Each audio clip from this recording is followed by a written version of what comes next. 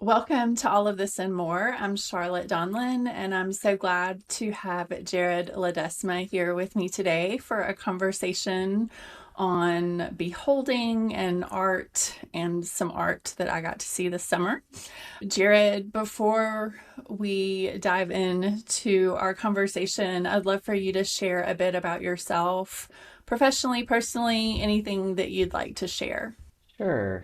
I am a curator at the North Carolina Museum of Art. I'm curator of 20th century and contemporary art here. I've been here for about 3 years now, and I've been all over. I was born and raised in the San Francisco Bay Area, in the East Bay, if you know the Bay Area at all, just about 30 minutes south of Oakland, and made my way across the country as far as my career. I started at the San Francisco Museum of Modern Art, SF MoMA, and then went on to Des Moines, Iowa to work at the Des Moines Art Center, and then in Akron, Ohio, and now here in Raleigh. So it's been an adventure. I think what's surprising to some folks is my background of being Latino and especially Mexican and Puerto Rican and Spanish.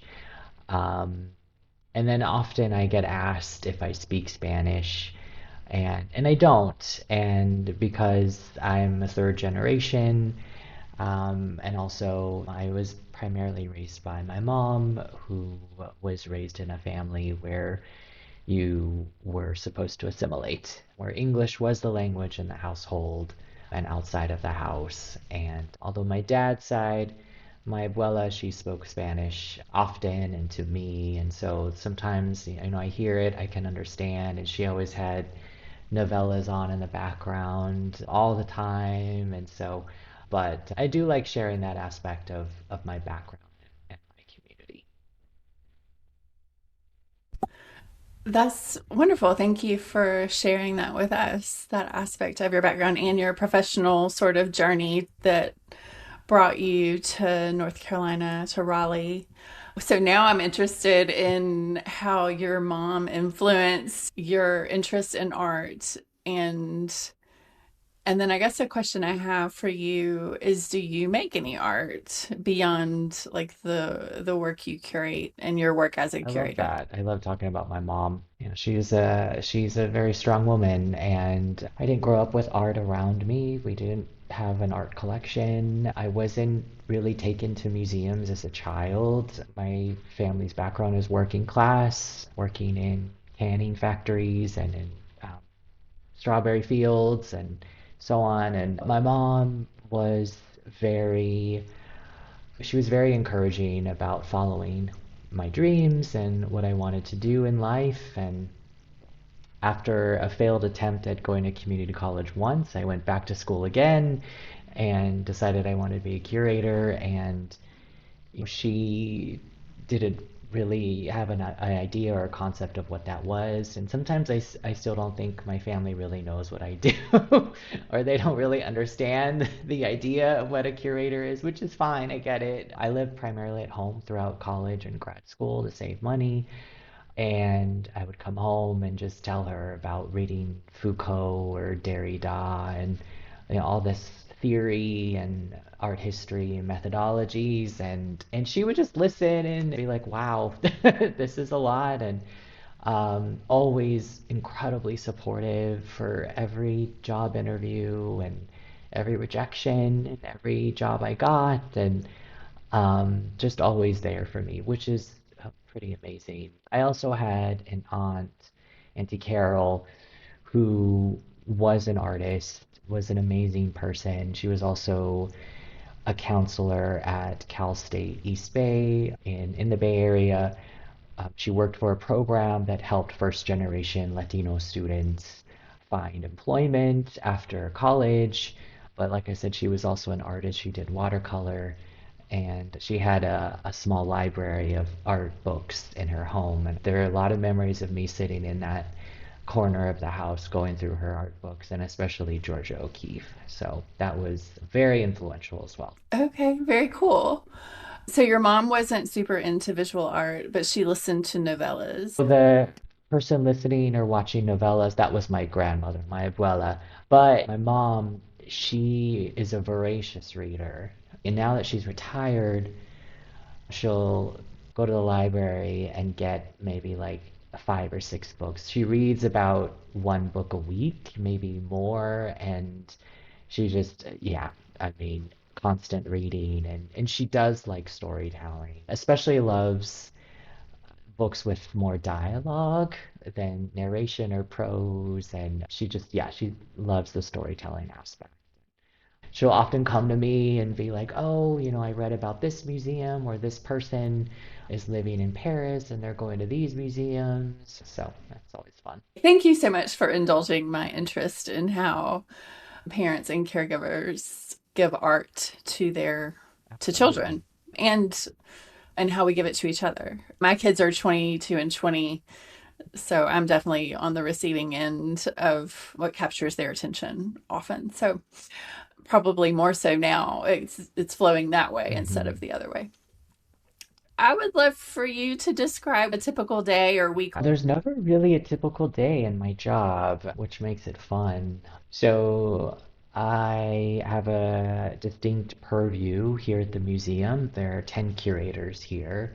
We all have different specialties and purviews, and so mine is artwork created from 1900 to today. And we have here at the museum both a collection of objects and then we also mount or present temporary exhibitions. So a lot of my job is planning exhibitions for the future and also caring for the collection. The word curate is rooted in this idea of to care for. In terms of caring for the collection, that could be anything from conducting research on objects. It could mean looking for if an object needs a new frame, for an example. Part of my job would be to, if the work was made in 1950, to look for archival images of work by that artist done in 1950 to see what the frames are. That's a form of caring for the object, conducting research on the artists themselves. A lot of what you read on the walls in museums, especially in the galleries, that's typically written by curators with the help of interpretation teams and education teams. Uh, and there's also like grunt work, a lot of emails. Unfortunately, sometimes it's even a half day of or full day of emailing people. But I do love my job. I also get to travel. We're very fortunate here at the NCMA where the curators were able to travel, and a lot of my travel consists of looking at art, going to museums to see exhibitions, going to conduct research on artists and objects in the collection. Yeah, it's again, there's no day is alike, which makes the job a lot of fun.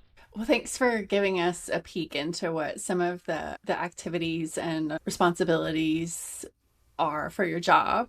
I have one question for you. Are as the curator and caregiver, do you make decisions about art conservation? Like when a piece needs to be repaired or conserved in some way? Yes and no. We have a team of very talented conservators here at the NCMA. We have a conservation department that reviews a lot of the objects in the collection, especially if we're acquiring an object or adding an object to the collection. Uh, their job is to review it before it's acquired by us, but it's always in consultation with the curators.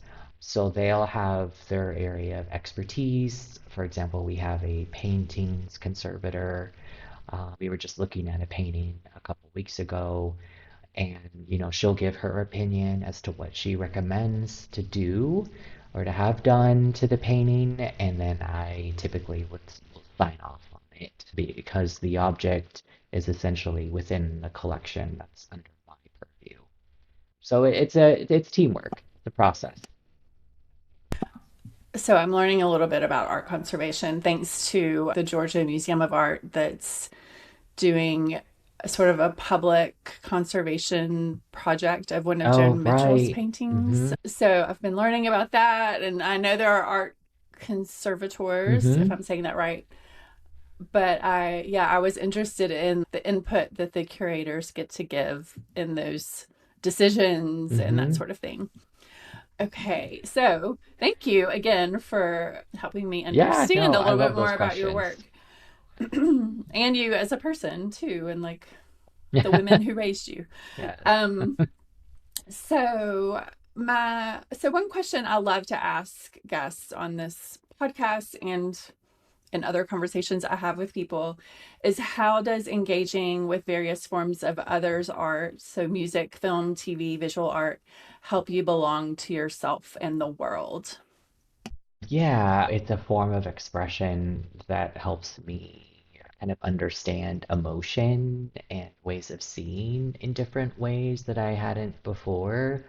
Trying to evoke certain viewpoints or ways of feeling through visual art or music to me is incredibly admirable. I think oftentimes when I'm watching a film or looking at art, I'll say, either to someone I'm watching it with or just to myself, how do they do that? How do they come up with the idea to express themselves in this shape or form? Or how do they see that in a landscape? And it just really helps me kind of see the world in certain ways or see moments or relish moments or time in certain ways that I don't think I would have before.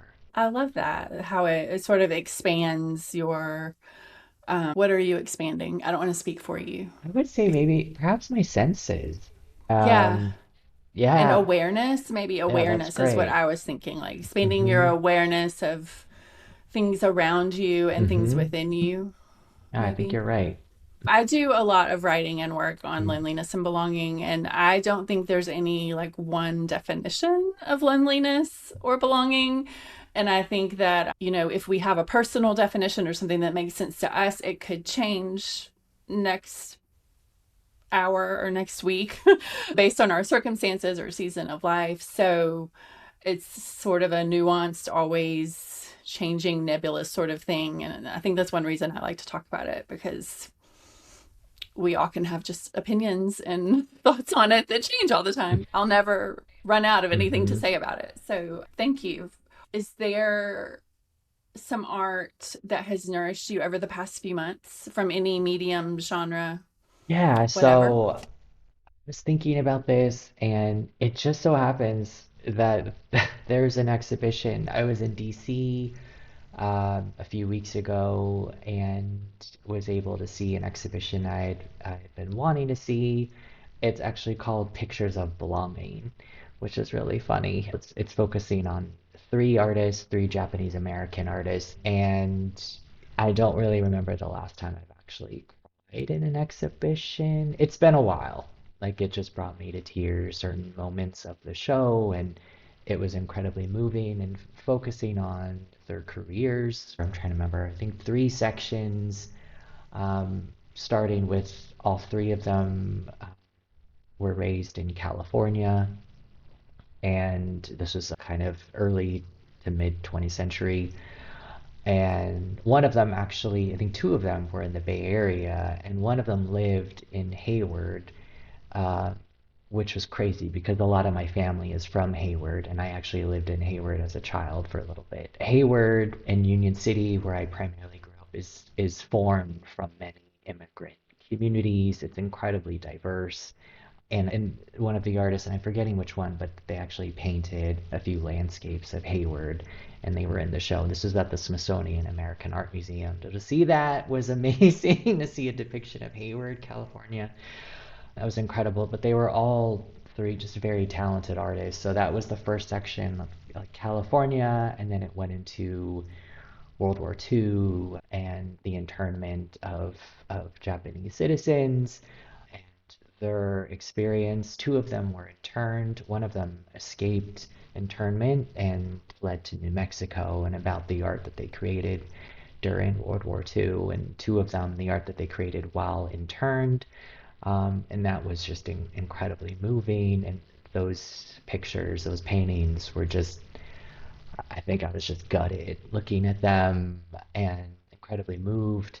And then the third section focused on what happened afterwards. So I think one of them ended up going back to the Bay Area. One of them stayed in New Mexico, but passed away, I think, shortly after World War II.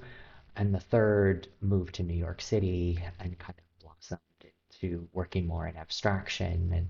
But it was just an incredible exhibition, an amazing feat in storytelling and how I think a historical exhibition should look and feel. I mean, there was a ton of research involved, but it was presented in a very accessible way, and the art itself was amazing.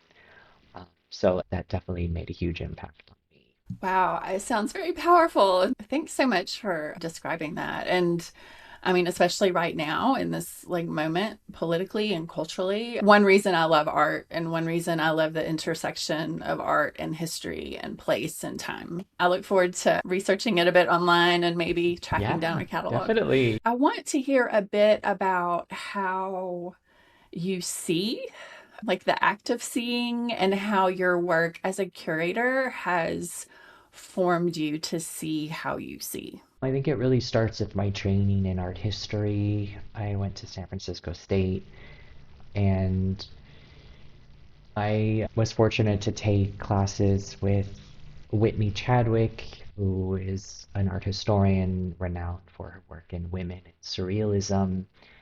And she definitely had a feminist art historical point of view that made a huge impact on me. She also wrote a book called Women Art Society, basically this tome of women artists. And I think it's been, I don't know how many editions. I think it's in its sixth edition. It's crazy, but it's basically like the Bible for women artists and art history. And uh, so she definitely made an influence on how I look at art history and my work, even today. And it was San Francisco State, which was awesome. And there were queer art history classes. This was in the early aughts. Um, and I learned about Felix Gonzalez Torres, who was a Latino artist making conceptual and minimal art, and in the late 80s and 90s, influenced by the AIDS epidemic and the loss of his partner Ross. And I immediately wanted to focus on him and his work because I just saw myself so much in his work. And that was really moving. And, I had never seen anything like it. And at that point, I had been going to some museums and I just never really felt a belonging in such a way as I did when I saw his work. It was just, it's incredibly romantic. It's highly theoretical, but just so simply beautiful. It just really struck a chord. And so I think that early on definitely helped shape how I see museums and how I see my work in museums and how, I mean, from that point on, I just made it an effort to work with queer LGBTQ artists and work with women artists, and even around 2010, just really set me on my path and started the nascent beginnings of a curatorial vision that drives me today. Thank you. It makes me want to go look at everyone's art Yeah, and read all the books that you yeah. mentioned. So I'm sure I will be dipping into some of the things you mentioned. I tracked you down after I saw the Grace Hardigan exhibition at the North Carolina Museum of Art. Can you tell us a bit about how that came to be and your interest in her as an artist? I was introduced to Grace Hardigan in 2015 or 2016. I was working at SF MoMA and heard about a show at the Denver Art Museum. It was getting a lot of press, a lot of really good attention. It was called Women in Abstract Expressionism. And I was a curatorial assistant, and it wasn't often for a curatorial assistant to travel, to use like museum funds to travel. But I remember I went to my boss at the time and I was like, I really want to see this show. This show sounds really important and I'd love to go. And she loved the fact that I wanted to go and I was able to go see this show. And it just blew my mind how many artists in that show that I was not familiar with. And the work was amazing. And I think what also helped me go was that the museum lent a painting to that show. So I was able to go and kind of check on our painting and see how it was installed. But yeah, it was just an amazing exhibition. I mean, of course, more familiar artists like Frankenthaler, Joan Mitchell, but also lesser known, Pearl Fine, Mary Abbott, Mercedes Matter, and Grace Hardigan. And I'd never seen her work before and was just blown away by how dynamic her pictures are and how strong and bold they were for the time. Ever since then, like I was familiar with her, and so fast forward when I was preparing for my interview here for my job here at the NCMA, I was going through the collection online and saw that the NCMA has a Grace Hardigan, a painting, and was really excited. And I showed my husband John, and on our website on the collections page, it gives a little description of each object, like the title, the date, and then it gives the credit line, which informs you how the work of art entered the collection. Either we purchased it or it was a gift from someone. And in the credit line for the Grace Hardigan notes that it was a gift from James Merrill. I had no idea who James Merrill was. My husband does, and he was like, "That's funny. It was a gift from Merrill," and I was like, "Oh, who's James Merrill?" And he told me he was a poet, mid to late 20th century poet. So I thought that was interesting and kind of led me down a rabbit hole and finding Hardigan's connections to poets of the mid 20th century. And for my interview a few days later, I mentioned this to our chief curator, Linda, because I think one of her questions was, has anything resonated with you in the collection? And I mentioned the Grace Hardigan, this idea of poets, and she was like, I love that. And so after I was hired, I pitched an idea for an exhibition focusing on Grace Hardigan and the poets and how they influenced her, and that was it. I just started working on it. It was approved, and it was just astounding to see how influential they were on her work and in different ways. There has been um, publications and a few exhibitions focusing on New York painters of the mid 20th century working with poets and how they influenced each other in many ways. But for me, going back to my training, Hardigan was never at the fore, and it was typically like Frank O'Hara and his influence, or his muses, or how the painters saw the poets as muses, or their words, or their prose, and so their verse. And so I wanted to highlight Hardigan, and especially because she, out of what we call, or what's been called, the Ninth Street women, hasn't really received her due. And I just felt like everything I was seeing made by her in the 1950s was just knockout, And so there was that aspect of the show that was really exciting. And also, a lot of these poets were queer. Many were gay. Daisy Alden, one of the poets, she was lesbian. And I had uncovered a letter written from Hardigan to Terence Diggory, who is a professor emeritus at Skidmore, who did a lot of work on Hardigan, where Hardigan confesses to Terence that that the poets were gay really influenced her and liberated her and her life and her painting, her interest in painting and taking risks, and that to me was really fascinating, and made me want to highlight the poets, especially the queer ones, in the story. So that's how the exhibition kind of formed. I just kept finding all this really fascinating material, like how some of the poets actually bought paintings by Hardigan and they were in their collections. Some wrote art criticism. There's a great story about how one painting entered MoMA's collection, and Frank O'Hara, who he was working the admissions desk at the time to see the Matisse show upstairs for free whenever he wanted, but he calls Grace immediately and says, "I'm literally seeing your painting, kind of enter MoMA." And, so it was an interesting ways of patronage that was happening. James Merrill, of course, the son of Charles Merrill, who co-founded the firm Merrill Lynch. James Merrill was incredibly wealthy and was very philanthropic with his money and ended up providing funds for many institutions to buy Hartigan paintings, or he gifted them. So it was just all really fascinating to me, and how the poets and of course, their verse. And I think that of all of them, definitely Frank O'Hara and his unconventional poetry was influential for Hartigan, for her kind of moving in between abstraction and figuration, and really never settling in a particular camp or style, because O'Hara himself, wavered in between poetic styles, intentionally smuggling images into his work, just like she smuggled images into her paintings. And then we have Barbara Guest, where her poetry was incredibly abstract at times, and also very emotional, evoke language, kind of evoking feeling.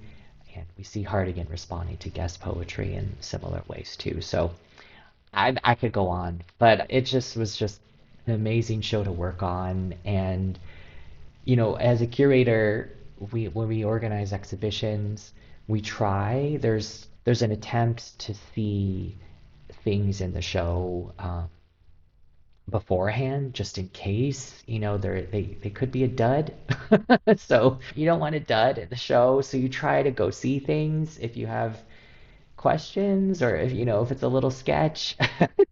So there were just some works I couldn't get to, that are in the exhibition. And so there were some moments where, during installation, our team would be opening the crates, and I'd just be like holding my breath and like, I hope it's a good one, and it looked good, but everything blew us away. Like everything in the show. And like I said, she was just hammering them out in the 50s and 60s.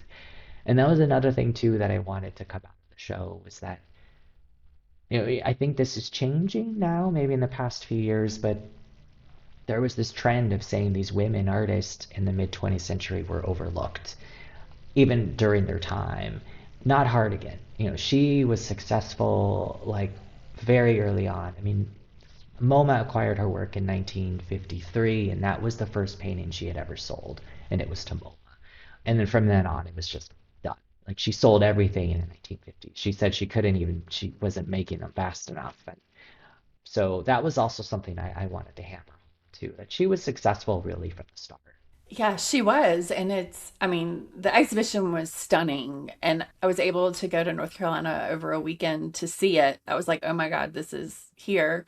I don't know how I missed it. I mean, it's hard to keep track of what every museum within driving Yeah. distance has going on. And my like interest in abstract expressionism is sort of picked up earlier this year because my local museum brought one of Joan Mitchell's pieces out of storage and onto the wall for the first time in a long time, which started one of my rabbit trails, which led me to Ninth Street Mm. Women and to the whole movement and to the poets. And I just, it's like, oh, all these pieces started coming together with Frank O'Hara and his work and writing the lunch poems. And I was like, oh, so it's just fun seeing how the dots connect.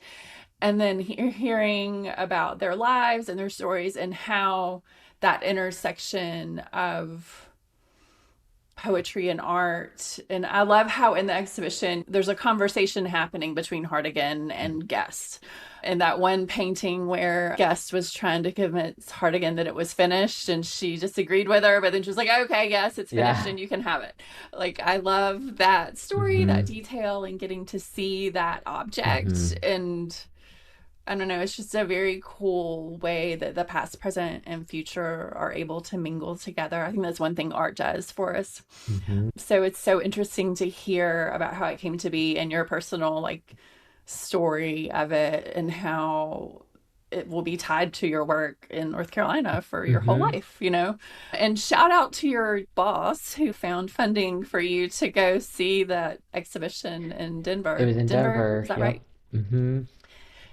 Yeah, so that's great. I love all of that you shared. So, which piece is in the permanent collection at So the in one North we own is Carolina? called Interior with Mexican Doll, and it's from 1955, Mm-hmm.